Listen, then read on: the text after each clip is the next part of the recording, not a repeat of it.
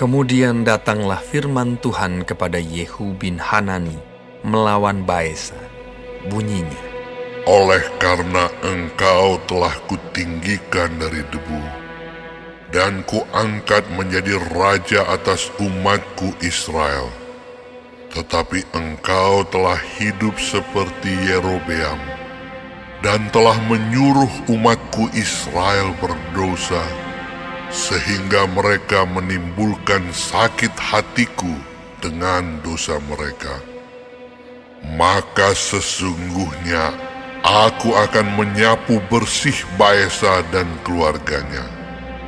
Kemudian aku akan membuat keluargamu seperti keluarga Yerobeam bin Nebat. Siapa yang mati daripada Baesa di kota akan dimakan anjing, dan yang mati daripadanya di padang akan dimakan burung yang di udara. Selebihnya dari riwayat Baesa dan apa yang dilakukannya dan kepahlawanannya, bukankah semuanya itu tertulis dalam kitab sejarah raja-raja Israel? Kemudian Baesa mendapat perhentian bersama-sama dengan nenek moyangnya, dan ia dikuburkan di Tirza. Maka Ela, anaknya, menjadi raja menggantikan dia. Juga dengan perantaraan Nabi Yehu bin Hanani, firman Tuhan telah datang melawan Baesa dan melawan keluarganya. Baik karena segala yang jahat yang telah dilakukannya di mata Tuhan, sehingga ia menimbulkan sakit hati Tuhan dengan perbuatan tangannya. Dan dengan demikian menjadi sama seperti keluarga Yerobeam, maupun oleh karena ia telah membunuh Yerobeam. Dalam tahun ke-26 zaman Asa, Raja Yehuda, Ela, anak Baesa, menjadi raja atas Israel di Tirza. Ia memerintah 2 tahun lamanya. Zimri, pegawainya yang menjadi panglima atas setengah dari pasukan kereta, mengadakan persepakatan melawan dia. Ketika ia minum-minum sampai mabuk di Tirza, di rumah Arza yang menjadi kepala istana di Tirza, datanglah Zimri, lalu membunuh dia dalam tahun ke-27 zaman Asa, Raja Yehuda, dan ia menjadi raja menggantikan dia.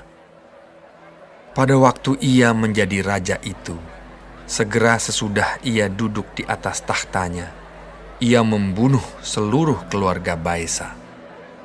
Tidak ada seorang laki-laki pun daripadanya yang ditinggalkannya hidup, juga kaumnya dan teman-temannya.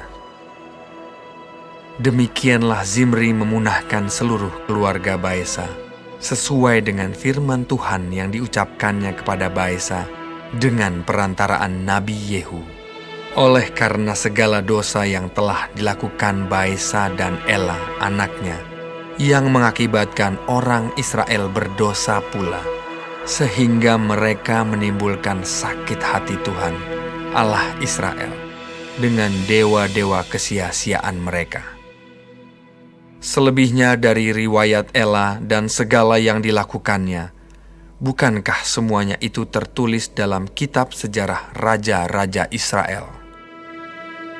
Dalam tahun ke-27, zaman Asa, Raja Yehuda, Zimri menjadi raja.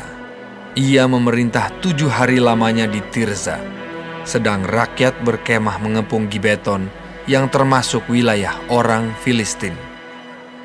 Setelah rakyat yang berkemah itu mendengar orang mengatakan, Zimri telah mengadakan persepakatan, dan ia pun telah membunuh raja. Maka pada hari itu juga, di tempat perkemahan, seluruh Israel menobatkan Omri, panglima tentara, menjadi raja atas Israel. Kemudian Omri dengan seluruh Israel maju dari Gibeton, dan mereka mengepung Tirza.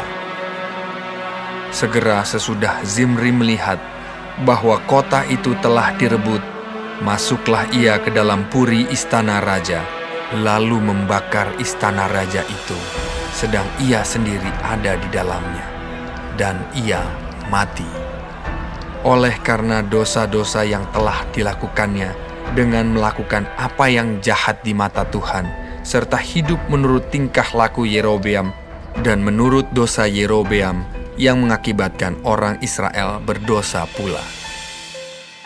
Selebihnya dari riwayat Zimri dan persepakatan yang diadakannya, bukankah semuanya itu tertulis dalam kitab sejarah raja-raja Israel? Pada waktu itu bangsa Israel terbagi dua. Sebagian dari bangsa itu mengikuti Tibni bin Ginat dan bermaksud mengangkat dia menjadi raja, dan sebagian lagi mengikuti Omri. Tetapi rakyat yang mengikuti Omri lebih kuat daripada rakyat yang mengikuti Tibni bin Ginat. Sesudah Tibni mati, maka Omri menjadi raja. Dalam tahun ke-31, zaman Asa, Raja Yehuda, Omri menjadi raja atas Israel, dan ia memerintah 12 tahun lamanya. Di Tirza, ia memerintah 6 tahun lamanya. Kemudian ia membeli gunung Samaria daripada Semer dengan 2 talenta perak. Ia mendirikan suatu kota di gunung itu dan menamainya Samaria, menurut nama Semer, pemilik gunung itu. Omri melakukan apa yang jahat di mata Tuhan, dan ia melakukan kejahatan lebih daripada segala orang yang mendahuluinya. Ia hidup menurut segala tingkah laku Yerobeam bin Nebat, dan menurut dosa Yerobeam yang mengakibatkan orang Israel berdosa pula, sehingga mereka menimbulkan sakit hati Tuhan, Allah Israel, dengan dewa-dewa kesia-siaan mereka. Selebihnya dari riwayat Omri, apa yang dilakukannya dan kepahlawanannya, bukankah semuanya itu tertulis dalam kitab sejarah raja-raja Israel? Kemudian Omri mendapat perhentian bersama-sama dengan nenek moyangnya, dan ia dikuburkan di Samaria. Maka Ahab, anaknya, menjadi raja menggantikan dia. Ahab, anak Omri, menjadi raja atas Israel dalam tahun ke-38 zaman Asa, Raja Yehuda.